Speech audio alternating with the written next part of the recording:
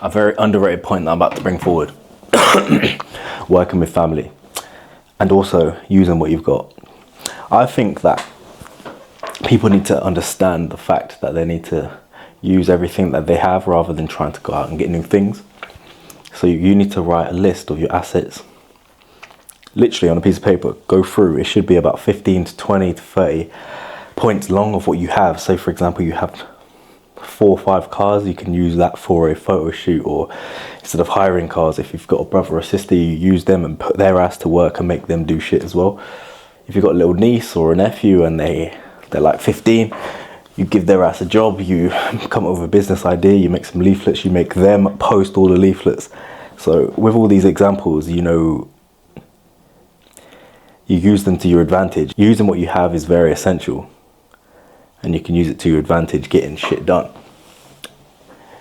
Staff can be your family members as well. Most people don't work with family because they think, or they've heard that shitty saying, or don't mix family and business. Complete garbage, complete bollocks. People just say that because they can't get along with anybody for any long periods of time. They're idiots. You 100% use your family, use your brothers. You make sure you have each other's back. That's number one. Number two is you work off each other. If one's doing one thing, or if one is at work, the other one's off work, this one should be focusing on how to get rich or famous or whatever. This one's bringing in the money to pay the bills, etc. The next point is you are the sum of the 5 people that you spend the most time with. So make sure they're people that are ambitious, hard workers, resilient. You don't need to babysit them to make them do work. Like for example, everyone agrees to the fundamental fact that you're the sum of the 5 people you spend the most time with. And then everyone agrees to this fact, but everyone chills with idiots and losers and expects themselves not to be a loser. And a lot of people deny it also. They always say something like, yeah, my friends are like that, but I'm not really like that. I'm more like, it's just like a lie. I think it's an excuse just to say that they're not what their friends are. If you live in a house with 5 millionaires and they're bragging about how much money they have, it's gonna piss you off, and it's gonna be pissing you off the fact that you're not making millions like how they're making millions, and you're either gonna get on their level, that's one side of the spectrum, or you're gonna struggle and it's gonna be hell for you because you can't keep up with their caliber. So yeah, I feel like you need to work hard with them people, and you need to meet at a point, and this point can either be, so they're here and you're down there, you either meet them at the point, or you're gonna just continue to rise. Whether you make it here or if you meet them in the middle, you've made progress. If you live with the millionaires, you're always gonna be upgrading yourself. It's never gonna be a detriment for you living, or in this case, chilling with these high earners. It's just gonna make you wanna earn more because you don't wanna be the odd one out with no money. So surround yourself with like-minded people, hard workers. It's just going to make you work hard and make yourself better. If you're going to be with people and chill with people that are lower than you, you're just going to drop to their level. And it's to go with anything as well. If you play football and you play for a shit team and you're a really good player, over time you're going to drop to their level, to their standard of play. If you're used to playing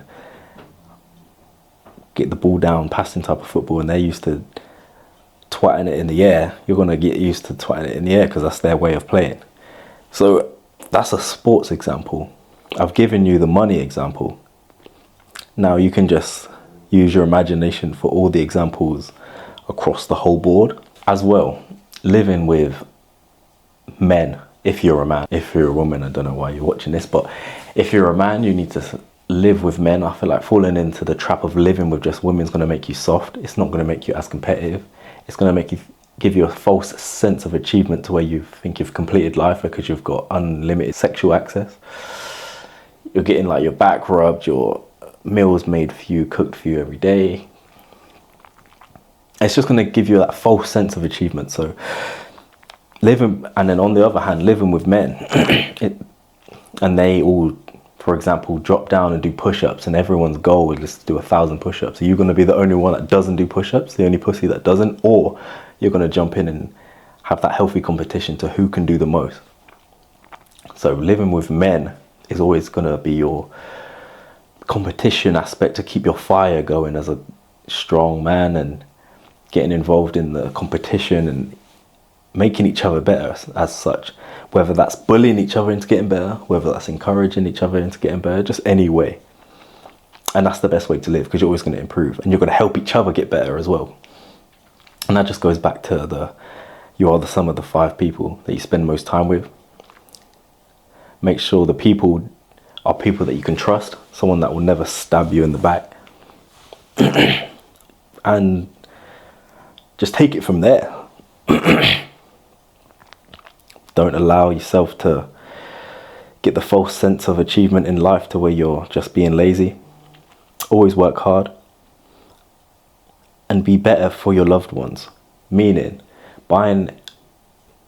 this is slightly off topic, but buying flowers every day for your woman. Is that better, or is working on yourself so you can be the strongest, most best version of yourself for your loved ones, for her? Which one would you say is better? Because being an idiot, being weak, being incompetent, that's never going to be helpful for your family or your loved ones. So make sure you're the best version of yourself, living with strong, like-minded people, and be a G. Be a person worthy of respect. Never snake anybody, never snake your boys, never snake your brothers, never snake your family. And once you snake someone once, you're probably going to do it again. So I strongly advise not to do that. Be someone of competence, be someone of trust. Because if you're around snakes, you're probably a snake yourself. The saying goes, what's the saying? The saying goes, birds of a feather flock together. So if you're a snake, your friends are snakes. But if you're around G's, you're going to be a G. If you manage to get around the Fifes, you're definitely going to be a G. But like I said, be close with your brothers. Having a strong relationship with your siblings nowadays is very underrated, very unheard of. People say that me and my brothers are weird because we're so strong. Aaron and Jordan, they think it's weird because we live together, we do everything together, we share money, we share cars, we basically share everything but bitches. We keep those to ourselves. And most people are jealous of our relationship anyway, because of how close we are. They really want us to fall out. They really want us to not be as strong, because when we're not as strong together, then we're all going to fail. And we are each other's reason for our success thus far. Without them, I wouldn't be anything, and without me, there would be nothing either. So we really bounce off each other and fill in for where each others are weak. We go to each other for help, and you should go to your brothers for help. So have that strong unit there. People usually say I'm lucky because of my success, because of my physique, because of my finances. But I tell them no. But being born with 2 brothers, 2 of them, so close in age, that was so called luck. But that's the thing. That's a blessing.